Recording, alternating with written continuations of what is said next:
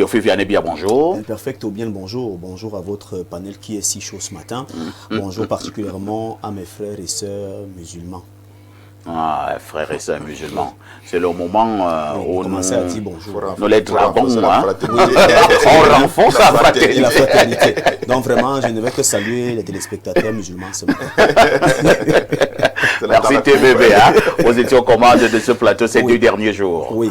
Ok, merci beaucoup pour cela. Je vous en prie.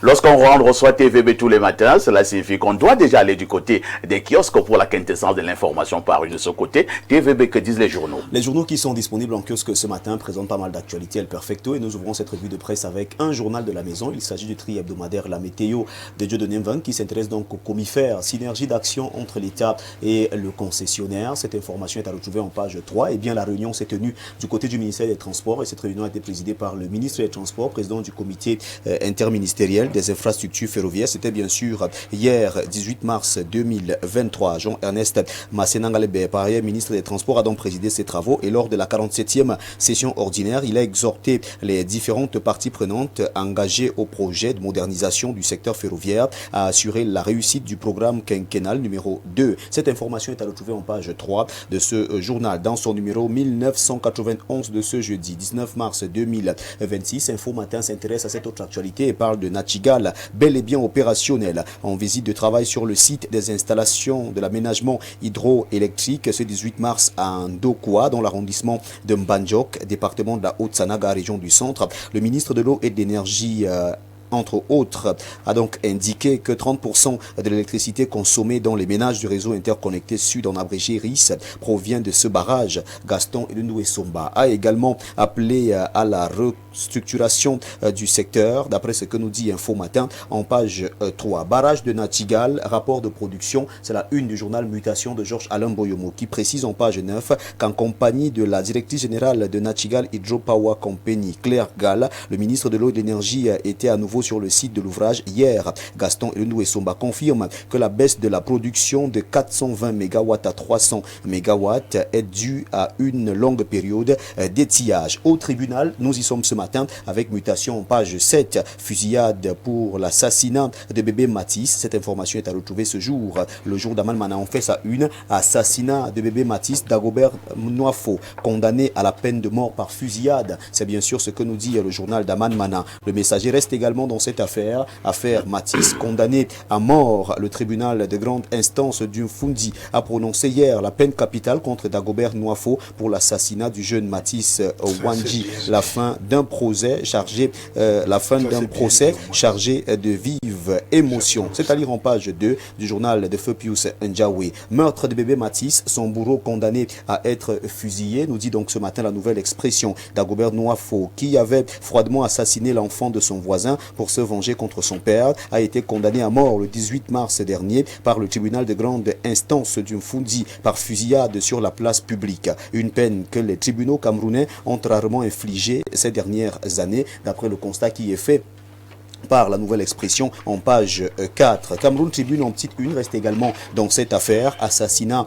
de bébé Matisse, la peine de mort. Le collège de juges du tribunal de grande instance du Fundi a rendu son verdict hier au cours de son audience criminelle. L'accusé Dagobert Noafo écope également d'une peine pécuniaire de 500 millions de francs CFA de dommages et intérêts. Information à retrouver en page 22. Cannes 2025, le Sénégal saisit la justice. C'est bien sûr ce que nous dit Cameroun Tribune ce matin de la page 38 à la page 39. 14e conférence ministérielle de l'OMC. On est prêt. Constat dressé hier à l'issue d'une réunion présidée par le Premier ministre chef du gouvernement, Joseph Dione Gouté. Les aspects organisationnels, les sites hôtes, la sécurité et le transport des personnalités, la communication et autres aspects techniques relatifs à l'événement de haut niveau prévu la semaine prochaine ont été passés en revue. C'est bien sûr Cameroun Tribune qui revient donc sur cette actualité ce jour de la page 2 à la page 3. L'œil du Sahel nous amène à Tokombéré entre pleurs et liesse après la chute de Kava Yégué.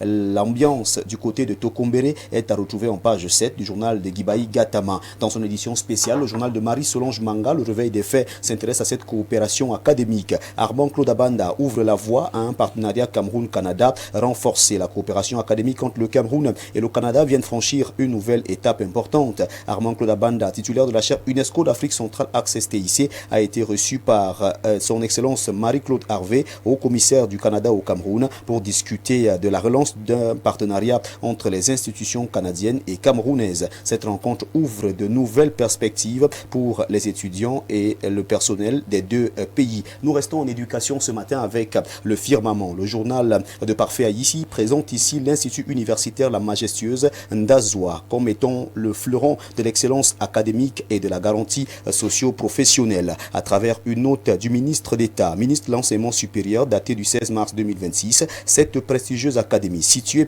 en Bankomo, non loin de Yaoundé, autrefois institut, vient de passer à l'étape de l'université. Une progression digne d'un haut lieu de l'intelligence qui prône la connaissance pratique dans ses filières techniques. Son ouverture à grande échelle profite davantage à la jeunesse en quête de formation adéquate et de l'emploi. Le Firmament présente l'Institut universitaire La Majestueuse de Ndazwa ce matin en page 4. C'est bien sûr avec cette information sur le plan de l'éducation que nous mettons un terme à cette revue de presse Acte 2 sur Info TV ce jeudi matin. Mesdames, Messieurs, de votre aimable attention, infiniment merci. Et comme vous le savez, avec 400 francs CFA seulement, vous avez votre journal disponible en kiosque. Il s'agit bien sûr de 2 pièces de 200, 4 pièces de 100 francs, 8 pièces de 50, 16 pièces de 25, 40 pièces de 10 francs, 80 pièces de 5 francs, 400 pièces d'un franc CFA seulement collectées. Et votre journal vous est servi ce matin. Votre fidélité reste et demeure intouchable, inattaquable, inaliénable et surtout indétrônable. Merci de faire confiance à Info TV pour vous informer. Merci El Perfecto pour cette tribune.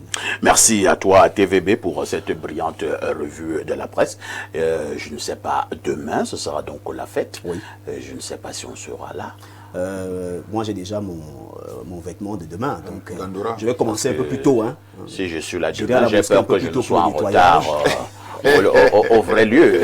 J'irai à la mosquée un peu plus tôt pour le nettoyage, donc à 5 h je serai là-bas. Tu vas nettoyer la mosquée? Oui, je vais nettoyer la mosquée le matin. Je vais accueillir les fidèles musulmans qui viendront pour la prière. Pour la prière. Et après, je vais nettoyer la mosquée après la prière et je vais donc prendre des rendez-vous. Donc ma journée de demain est fort chargée. De toutes les façons, merci à toi TVB. Hein. Oui, nous nous disons donc à très prochainement. N'oublie jamais de mettre le Seigneur au centre de ta vie. C'est ce qui me permettra certainement d'éviter des maladies mystiques. Ah oui, hein, ah oui. Et d'éviter également d'être condamné à mort hein, par fusillade. Merci TVB. Le verdict